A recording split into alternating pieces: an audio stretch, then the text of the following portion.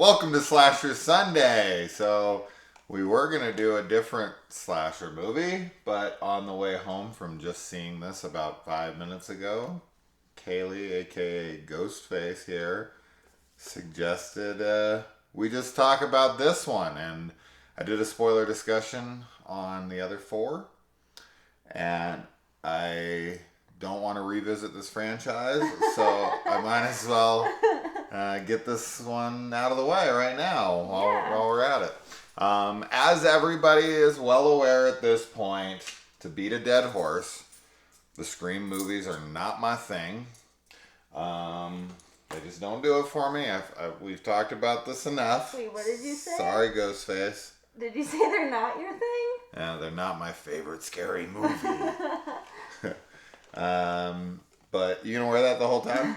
Is that? No, I'll take it off now. I think it'll muffle your voice a little bit. She's the killer! Wah! That was easy. There's always two.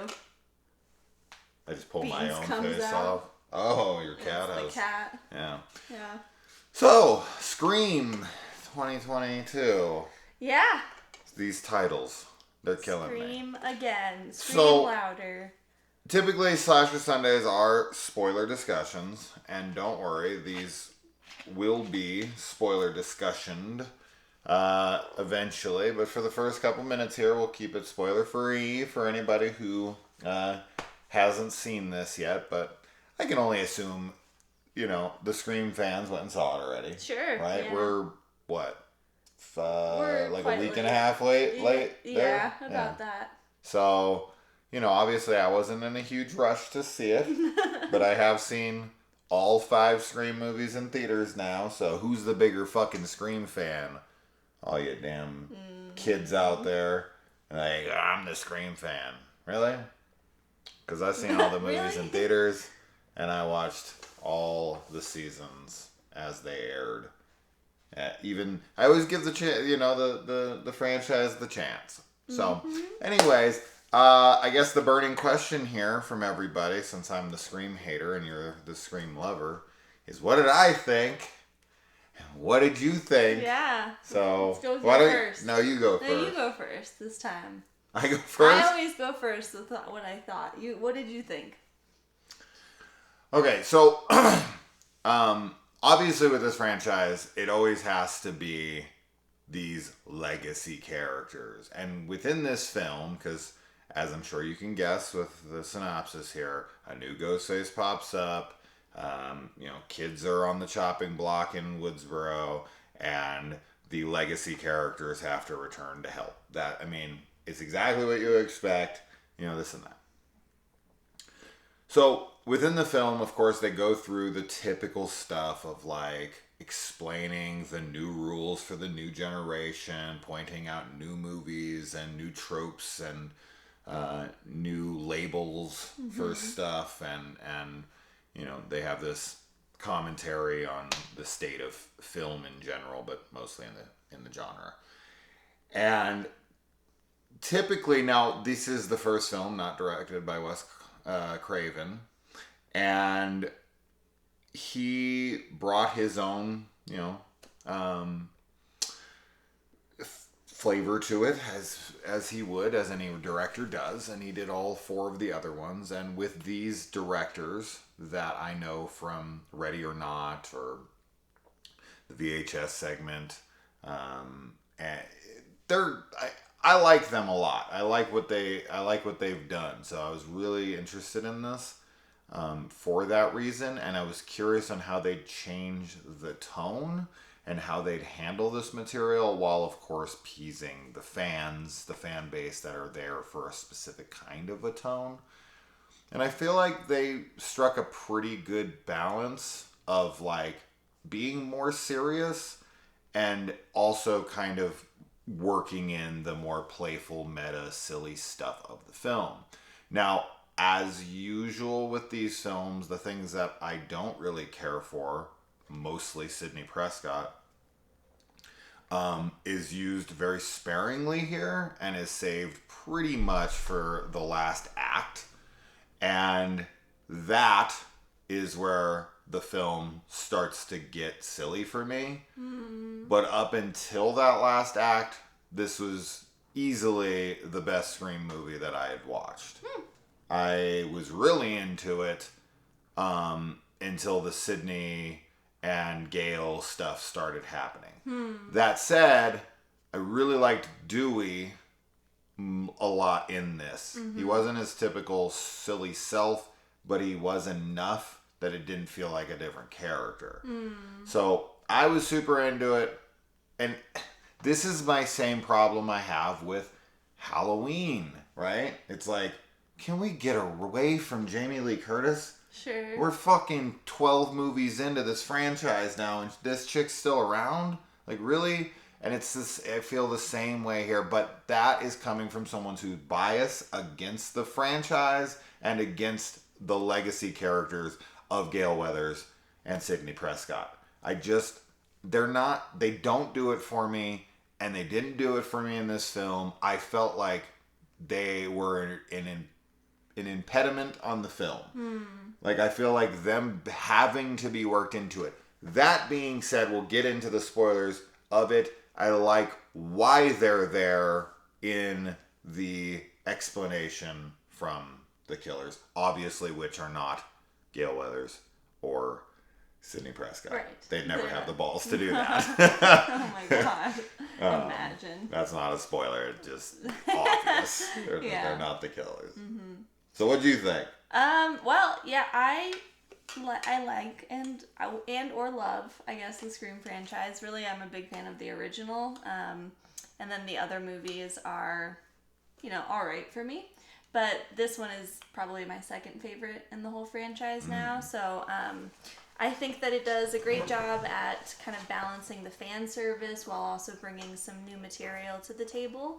And I really love the meta commentary in this film in particular. I feel like it addresses a lot of really just the fandom and like what they want from franchises and sequels and reboots or anything like that. And kind of, it really focuses on the pressure from the fans and kind of highlights this whole, like, you have the original movies that are elevated to, extreme heights because of nostalgia or because of just the love of, that everybody has for them, and how nothing after that point is ever as good as the first one because, for a variety of reasons. So I like that there was the commentary, I think, was primarily, about that.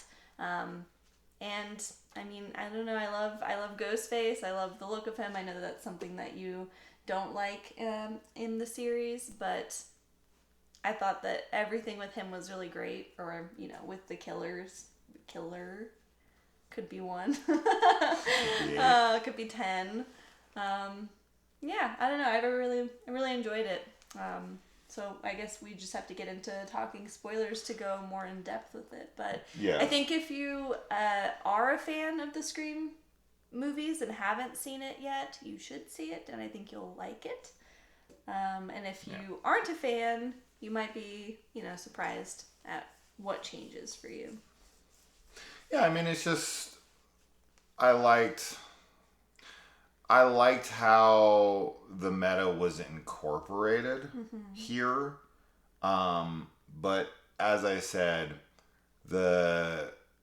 pretty much every line out of Gale Weathers' mouth I could have done without. I felt all of it was cheesy as fuck and just so, like, taking me out of the scene. Sure. Right? Yeah. It's always these quippy one-liners, and it's Gale having to be, Gale. Yeah. And saying things in a moment where it's like, nobody would fucking say anything here. Yeah. And it's just like, oh, God. Like, that's the kind of stuff I hate from the other films. So, they're in there, and it's hurting the film, but I get it. They're gonna be there, and that's the kind of shit they're gonna write for them. So, it's like... Yeah, and for me, I'm like in the middle as far as legacy characters go. Like, I like the idea of, taking these franchises and completely, like, introducing new characters, even if the killers are the same or whatever. Like, if we took Halloween or, Friday the 13th or something, which there's not really a whole lot of legacy characters in that. But for Halloween would be the example. With Scream, I can take it or leave it. I feel like there's, the involvement of Gale and Sydney in this isn't as important to the overall plot. No. But the reason, like you said, that they're there, I think is great. I think it's a good reason for them to be there.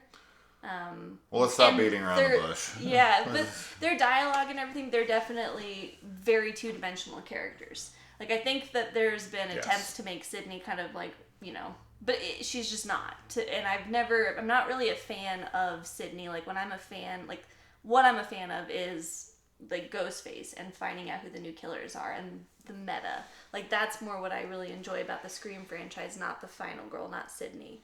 Because she's just not that interesting to me. No, she's not. So at all to me. Yeah. But anyways, let's talk about spoilers now. So for anyone who hasn't seen it, let's get into it. So, okay. Starting from the beginning, I thought this was easily the best opening of the sequels, and even rivals potentially the Drew Barrymore opening. I probably prefer the Drew Barrymore opening, and I've said I do like that. It's really the only thing I like about the original movie. And we did rewatch 1 through 4 recently, about, I don't know, 2 weeks ago, so they're all fresh in my mind.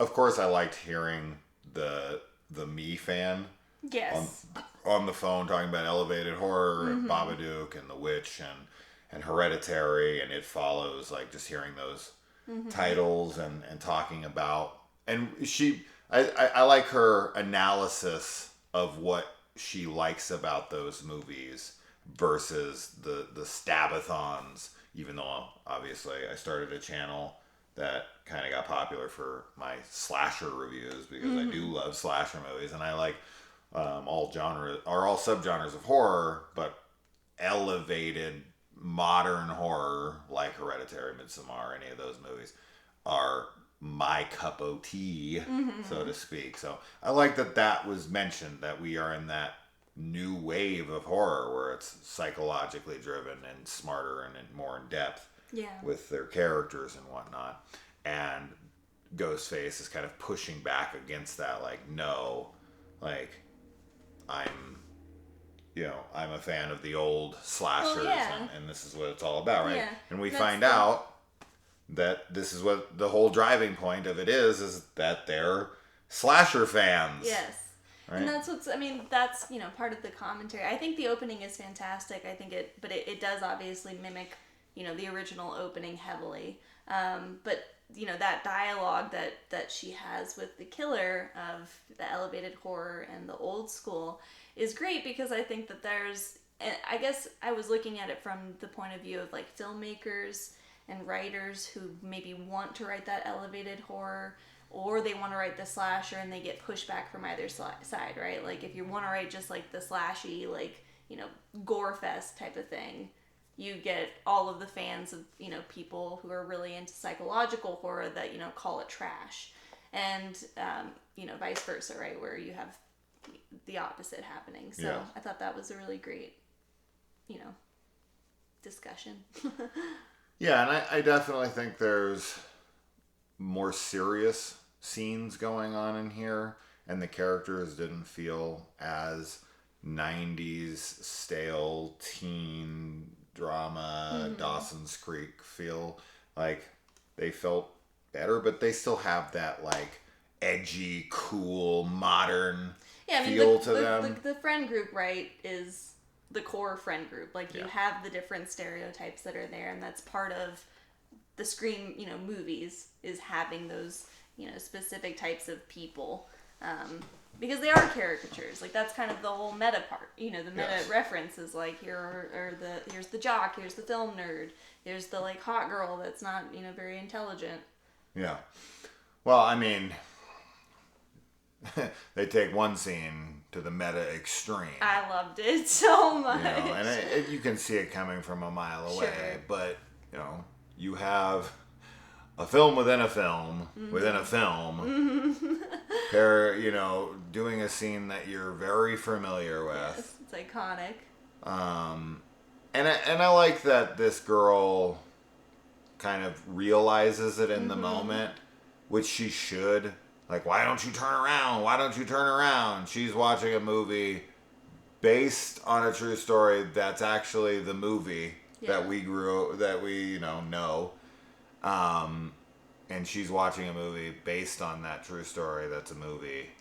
Right. And then we're watching that movie, and that same scene is happening in that same house. Yes, yeah. Within that same scene. Mm-hmm.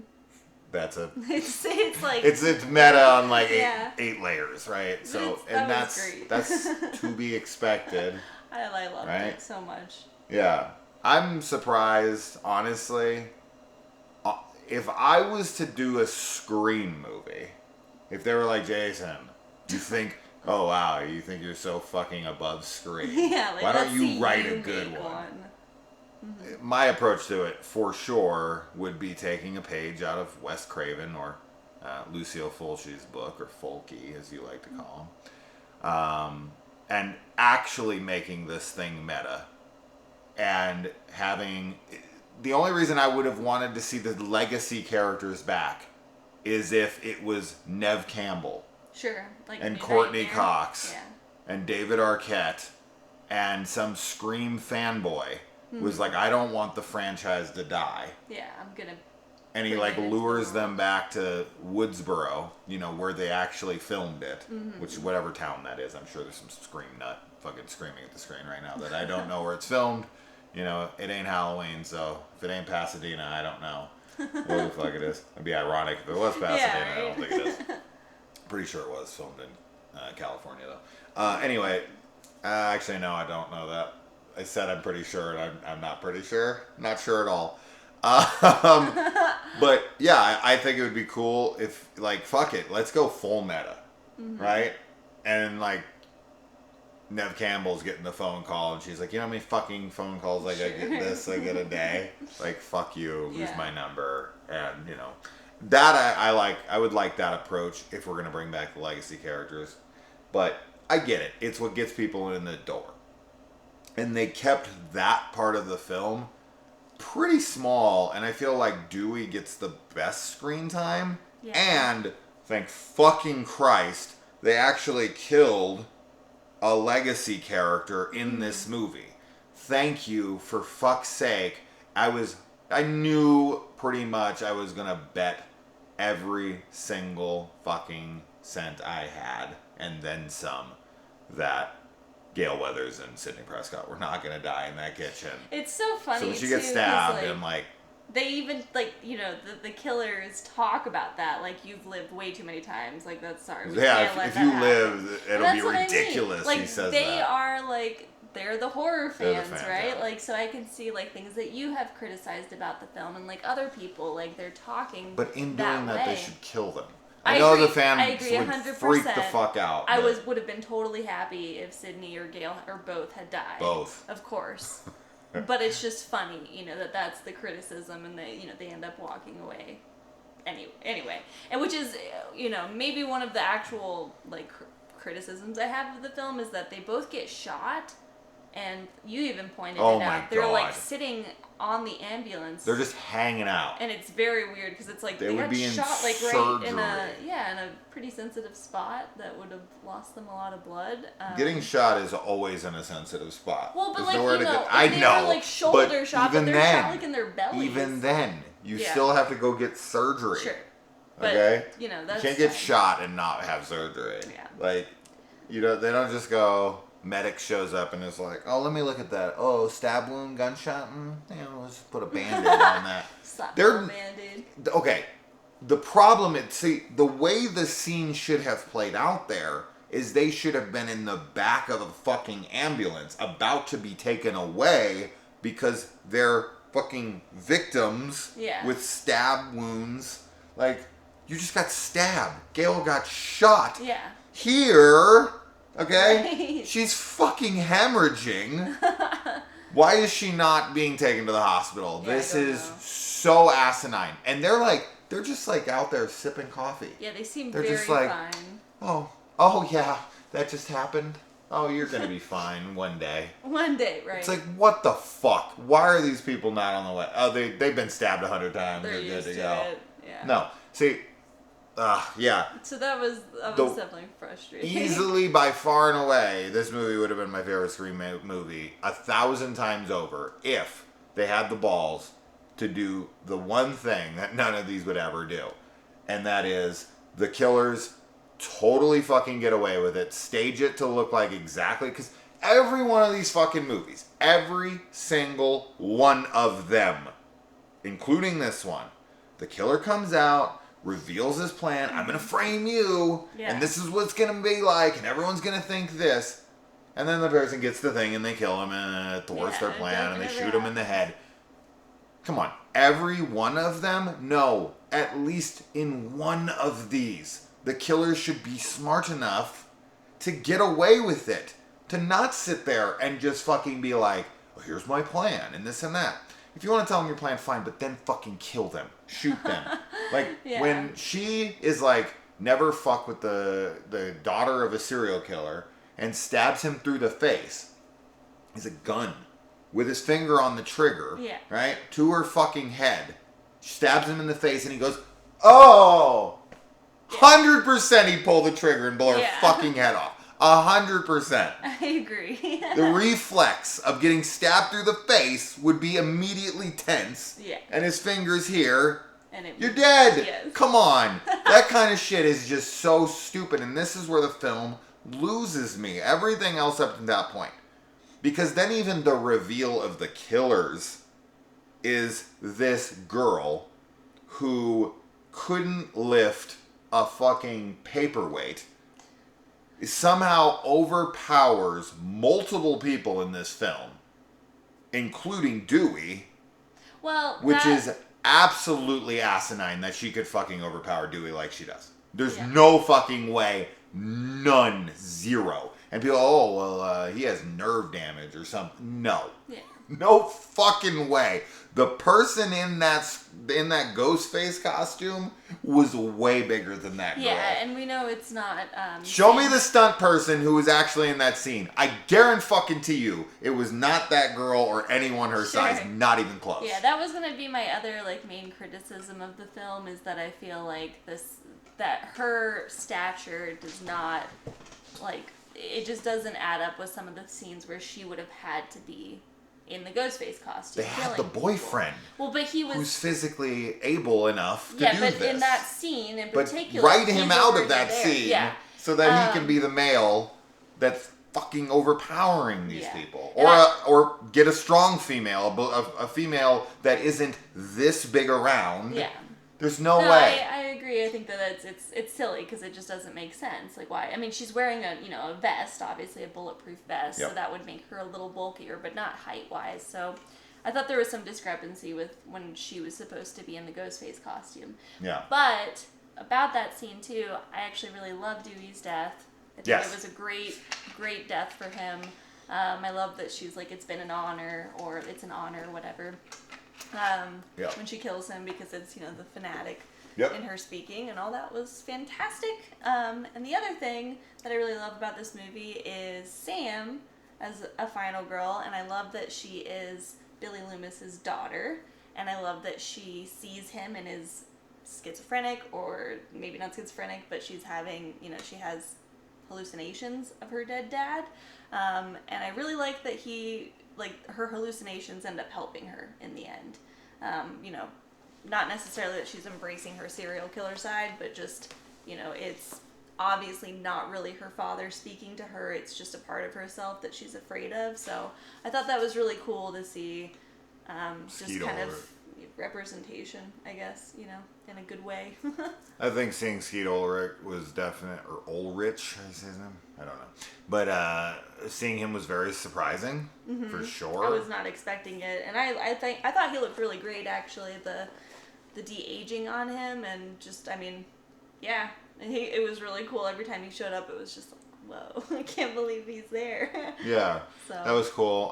Something Kaylee caught that I thought was really neat was that her name is Samantha, and she's a Loomis, so, she's Billy Loomis's daughter, so the character's name would be Sam Loomis if she took on her father's last name, but instead it's Carpenter, Sam Loomis, John Carpenter, cute little really cool nod to the to the films, and they even point out in this movie, when they're driving, like kind of like Halloween. It's like it's not like Halloween. All right, it's a little like Halloween, stuff like that. And it's like, of course. Yes. So that's cool. Yeah. I'm trying to let's think back. Something I did really like about this movie, even though I'm not a big fanboy of the film franchise, as I've said about 40 times, and I'm annoying with it at this point. I'll stop. I think is that the continuity for everything in this is really good. Yeah. Seeing, the house again, which is exactly the same. You've got Randy's sister, played by the same actress. Yeah. That plays her in part 3, the chick from Welcome to the Dollhouse and Hostel 2. And then you've got the sheriff now, who's from part 4. And killing her was cool, even though she's only really been in one movie. And they do point out, like, nobody gives a shit about characters from stupid sequels. But then she dies, so that was... And, and they poke fun at themselves, right? It's like... Sure, everything with her son. As far as, like, the whole, like, they haven't made a good... Or no, when the Stab franchise went off the rails is with part 5. Right, they're throwing shade at their own movie, and they do that a lot in these films, right? It's the point of it is like to poke fun, like, oh, sequels suck. They did it in part 2. They had that big long discussion in class about like, oh, sequels are never as good as the original, and this and that, which is just them saying like, hey, listen, we know we're not going to be as good as the original. That being said, as I pointed out before, nowadays we're in the era of the sequel, where sequels are more oftentimes than not better than the originals. Of films that come out modern day. Like, I highly doubt many people hold Captain America, First Avenger as their favorite Captain America movie, right? I doubt that heavily. I doubt that people hold Thor as their favorite Thor movie. Like, there's so many movies nowadays. Sure. The Dark Knight, obviously, is a big one. Everyone prefers that one over Batman Begins for the most part. There's tons of movies these days in modern times, in the last 20 years for sure, where people much prefer the sequels. In fact, the franchises get better as they go along a lot of the times nowadays. So that has drastically changed since that, that stigma that followed them back in 97 with the original, like, Scream 2, poking fun at that stuff. And yeah, I definitely think this is the best Scream sequel. And I would say it's my favorite Scream movie for sure, because I like a lot of it. I was really into it. Like 2/3 of the way in, I was like sitting there and I was like, this is definitely the best Scream movie I've watched. I like the direction on this. And here's another thing we have not talked about at all. Now, they're not amazing by any means, but for this franchise, the kills are far and away the best in this franchise. Yeah. Now, do they stack up to fucking Friday the 13th, the final chapter, or something like that? No. No, but they're fucking pretty good. The one dude getting the knife in the throat, and it comes out the other side. The only thing I was praying for, and it might have got cut out of the film because of the MPAA, is to just rip it down and then just that would have been beautiful. But the stab wounds in this are great. Are pretty damn good. The amount of stabs and like the intensity too. I feel like all of that was really cool. Everything with Wes, the new sheriff's son, in that house, I really loved too. When you were talking about like the poking fun, I really enjoy. There's like a good like 30 seconds of him walking around the house, like opening doors, and the music swells because you think that the killer is going to be on the other side, and then he closes it and nothing happens. And that was played for comedy. It is, though, right? It's funny, and that's what I love about the original Scream movie, is that it is a comedy. There is funny moments, and the other sequels to the original aren't as funny to me. But this one had the same like level of humor where I was, wanting to find out who the killer was kind of like worried about the characters, but also was able to look at it in the meta sense and laugh because it's poking fun at itself. So I just wanted to say that about his death as well. Everything before it was really fun. I think with Sam's sister, what's her name in this? The one who gets stabbed in the opening. I totally don't remember her name. So that sucks. It doesn't matter. I don't remember. Anyways, so I figured her living, which was quite the surprise, right? Because these opening scenes, the people in the opening don't live, whether it's Cotton or Jada Pinkett's character, whatever the hell her name was, or Casey. And part 4 is like meta. It's like they're watching like they're watching like a movie within a movie, like Stab 7 is actually like the beginning of Stab 7 is actually the beginning of Stab 6 or some shit. I love the opening. Yeah. 4 though, I think it's. But does somebody die? Too? Well, a bunch of I people feel like die. the first. So. No, I know, but yeah, is there an opening like movie. kill in Yes. the opening? I'm pretty sure, but I'm not sure which one.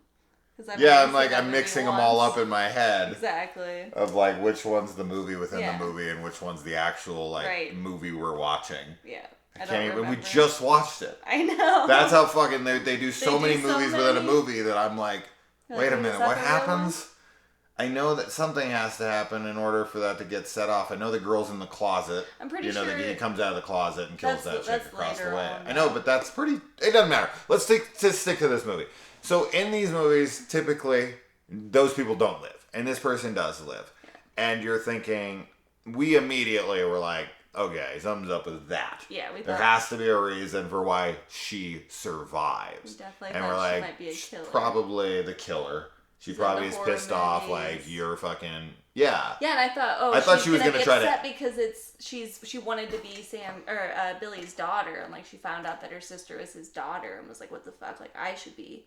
That's what I thought it was where it was gonna go, but it didn't go that way. So what I thought the opening was them reenacting the movie basically, and just playing that scene out. And then them, she's just doing it to vicariously live through the scene. Mm-hmm. She wants to reenact the scene, but she also wants to get her sister home. So it's like, I need you to really stab me. Don't kill me. Right. But, Billy Loomis me and stab into me a couple times. But not too deep, because then she'd be getting a little woozy. Getting a little woozy here. And, yeah, so I thought that was probably the route they were going to go with it. She was a fanatic, and she wanted to rewrite the Stab movies to be more elevated.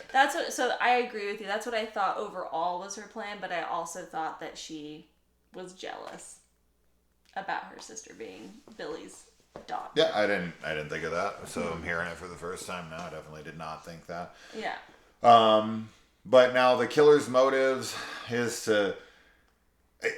Of course, there's so many conveniences in this movie. As with any of these movies, you kind of just have to accept them. The fact that, like, everyone who's friends with one another is related to someone that was killed. I get it, it's supposed to be a small town, but it ain't that fucking small. Sure. Okay? Yeah. The fact that it's, like, the sheriff's son, and then Randy's fucking sister's kids, and Billy Loomis. Like, who's Billy Loomis fucking? I don't know. Who's Sam's mom? That was the other thing, is that their mother is not around at all. And it's weird because it's like they call her a drunk at one point later in the movie, but then there's also a line where she's like in London giving like a speech or a presentation or something. Still be a drunk and successful. I know, but for some reason the way that they said that she was a drunk made it sound like she like didn't do anything. So I don't know. Yeah. She's not there at all. Yeah, I have no idea who the hell she is. I have no idea She's either. some chick that went to their school, probably, right? Did they say specifically she was a student there? Yeah, I think at Wordsboro High. Obviously, all we know is that Billy had sex with her. He's cheating on Sydney. He's a killer, and he's cheat. He's the worst boyfriend ever. Yeah. And a shit dad. Yeah. He's a cutie, though. So, yeah, I mean, let me think. As I said, the continuity, I did like that. I liked that, she goes on her phone on IMDb, and you've got, Tori Spelling, you got Heather Graham, you've got these actors that actually played the characters within it, and they're asking them about the Stab movies and who the killers are. And, of course, you're they do the whole, like, who's the killer in this? And she fucks up and says the wrong thing. She says half the right answer. And you're sitting there like, no, Stu, don't forget Stu. But she's not familiar with him, right? She's just like, they're fucking, I've seen it once. I don't give a shit. When she was like 12. But you live in Woodsboro. The whole point I was getting at was like, before I went off on this convenience thing, was, I guess the point of the killers is they have to kill legacy character connections. This is something that I've never been a fan of. This is something that is rarely works for me in a franchise. Family. The family aspect. Everybody has to be related to everybody. Yeah. This is what I fucking hate about almost everything. I hate about Halloween 2. I don't like in the Star Wars franchise. As soon as Empire Strikes Back did it, then every fucking thing did it. And then even in The Last Jedi, when they tried to get away from that trope, the fans were like, no! She has to be related to somebody! And they went on Reddit and they bitched. And then fucking J.J. Abrams and everybody and Kathleen Kennedy went on Reddit and were like, oh God, okay, they're pissed off. I guess we gotta make her fucking related to somebody. Yeah. And it's like, God damn you guys. And they even kind of, sort of, like, throw that out there because they talk about the Knives Out director. Mm-hmm. And she's like, you got shit taste in movies.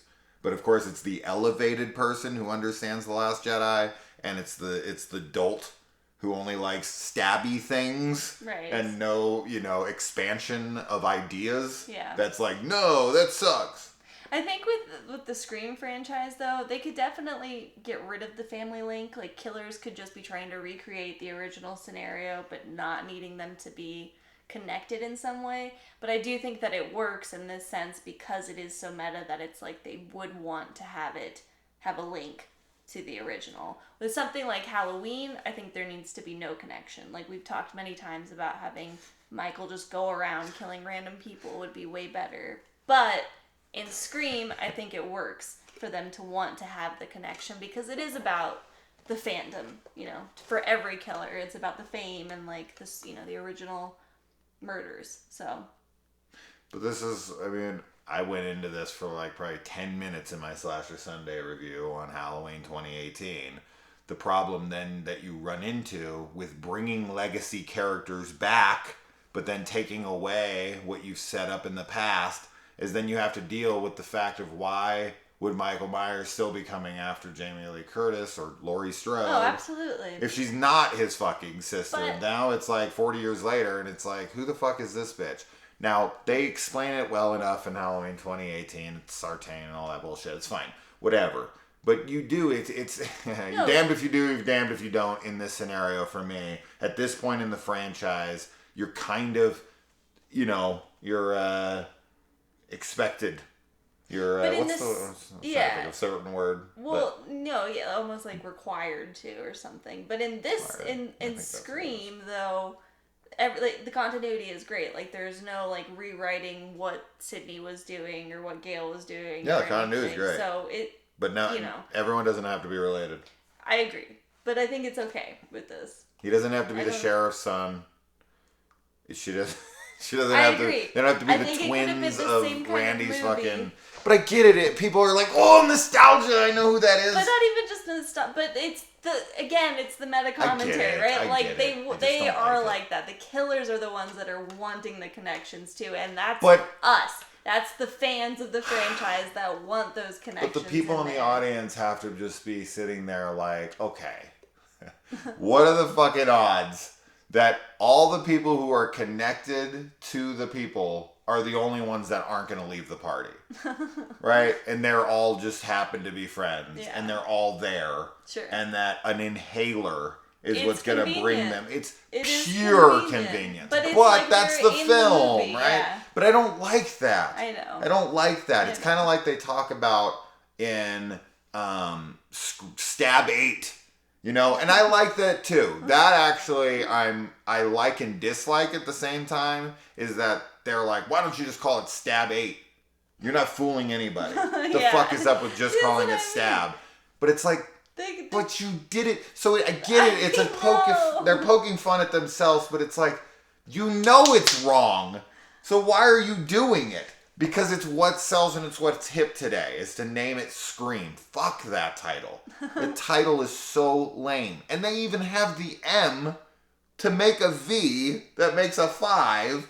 They couldn't just put the Scream with the V and the 5 and the M and make it Scream 5, which is kind of what they did. But I think they've always done that. I think that's always the font to make it like a knife. Yeah. But like now make it X. It doesn't matter. Anyways, the point is that I get it. Okay? I've said this before. It's not that I don't get it. It's just, it's lazy to me. It's lazy to me. That's what it comes down to. I feel like it's laziness. It's like, oh, this is what's expected of us, and this is, it's too convenient. You're not respecting the audience at all. Like, you're just like, oh no, they'll love this because that's meta. And that's how this franchise is. And everyone's related. And everyone will be at this party. And that's just how it is. And I guarantee you there's tons of people that are like agreeing. And they're like, yes.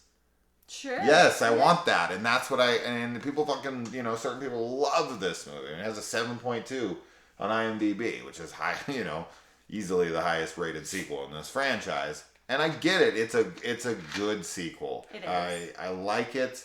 I think but it's a great sequel. the last act, no. Yeah. I didn't like the last act almost at all. There were a couple things I liked, but I could pretty much do away with the last act because that's when Sydney and Gail show up and everything gets stupid convenient and killers don't fucking act like they should. And it's like, oh, just let everyone walk around. And a crip... See, this is what I'm talking about. I'm sorry, but this shit is so stupid. She can take out a fully able-bodied Dewey, who is a legacy character and has survived 4 other fucking attacks. Yeah. But she can't take out a crippled girl on crutches. Get the fuck out of here. Dewey shot this chick 3 fucking times. Yeah. I get it, she got a bulletproof vest on, but he shot her, he threw her through shit. Like, but she can't fucking take out. Her off guard, right? Like, she's walking by and then she just whacks her with her crutches, and she's like. You're telling me that crutches swung by an injured teenager who's the size of my right arm is stronger than a fully grown man who's lived through 4 different brutal assaults and was once sheriff of the town. There's no fucking way. No, I'm There's not no saying that fucking way I'm she not took saying Dewey that out. She's stronger. It's insulting to Dewey that she killed him, in my opinion. I like that they killed Dewey. It shouldn't have been her. It should have been the fucking boyfriend. I'm saying that she was caught off guard, and that's the advantage that Sam's sister had. She was prepared for what Dewey was gonna do.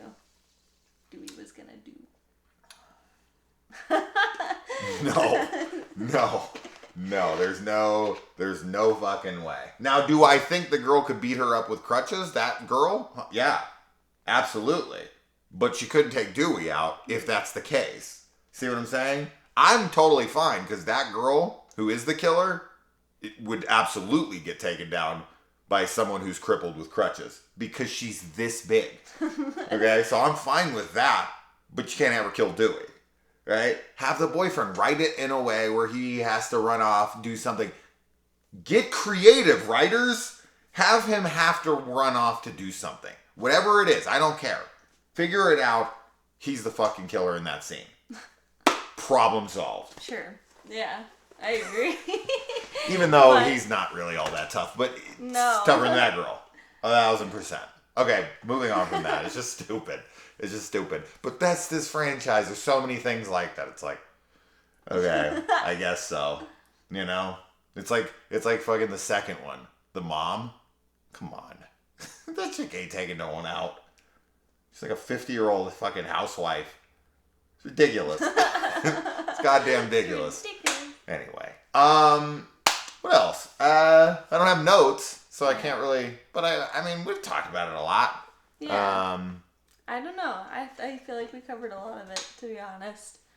Yeah, I'm trying to think of like anything else. I'm sure as soon as we stop I'll be like, oh yeah, And then this and the this. super dumb. That'll be No, 5 minutes. I don't. What have I complained about almost at all before the last act? No. Very little. Yeah. Very little.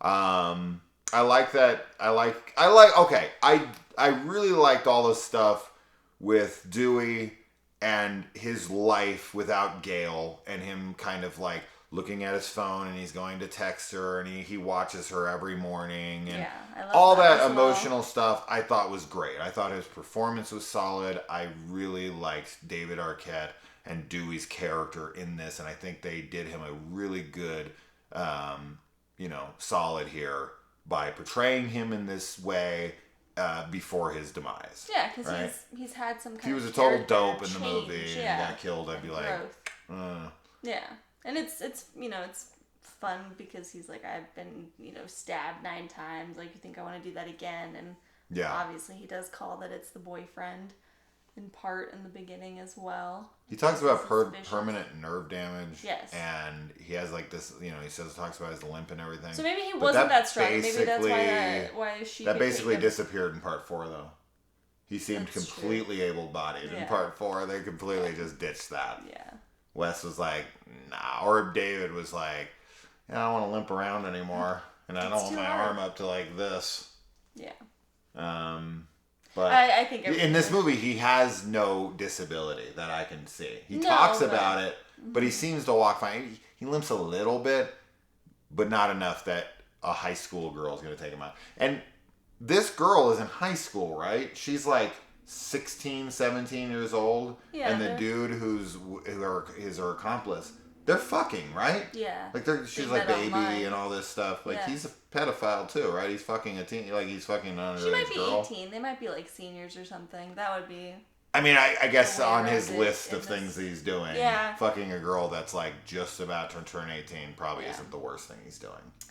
Yeah, probably. Yeah, it's up there, but it's not. It's not the worst.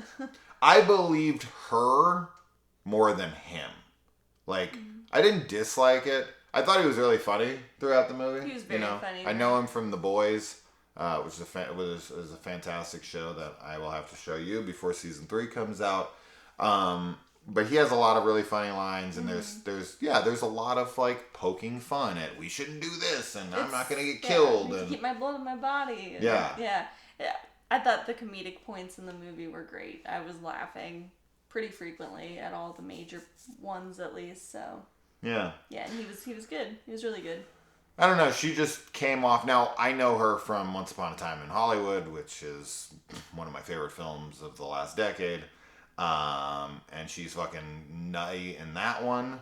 And she plays nutty very well. Yes. And when she's going psycho, there, and their motive. I mean, I don't think we really discussed their motive, but their motive is basically to reboot the franchise. That the franchise has strayed too far, and that there's no such thing as a toxic fandom. Right? That they're fans and this franchise means everything to them, and why are people laughing at us and this and that. It's really kind of poking fun at the fact, and this is probably my favorite thing in the movie, is that it's really pointing out that these people who don't think they're toxic fans and that they're the real true hardcore fans are the fucking villains. Sure. Right? Yeah. You're taking it too fucking far. It's a film at the end of the day, and going off and trying to, and they also refer to it as like, I'm fucking in some fan fiction. Yes. That was great. Yeah, that was great, because that's what certain movies end up being like these days, because the internet blows up and people are pissed off that Luke would never do that, and how could you do that to Joel, and how it's because it's those toxic fans, and a lot of people just like give into that shit. Yeah, they're the ones that are hindering, though, the creativity of writers and directors who want to take franchises into new directions. Rise of Skywalker straight up feels like fan fiction. Yeah. It was very funny to hear them refer to it being in a fan fiction. Yeah. It was great. So yeah, the motives for the killers and them being basically the toxic fan base that is rebooting the franchise because they don't like the sequels and the direction that they went in. Now, granted, the sleeveless chrome-faced ghost face that's in part Stab 8. I would totally pay to see that. He has like, is it a, it's like a blowtorch? Yeah, like a blowtorch or, something. Flamethrower. Flamethrower. That's what I was thinking of. Amazing. Well, that's teased in the pictures or the trailer or something, that there's a chrome-faced ghost face. That's so a good. chrome face. Chrome face? Yeah, chrome face, which is actually Chrome Skull from Laid to Rest. Mm-hmm.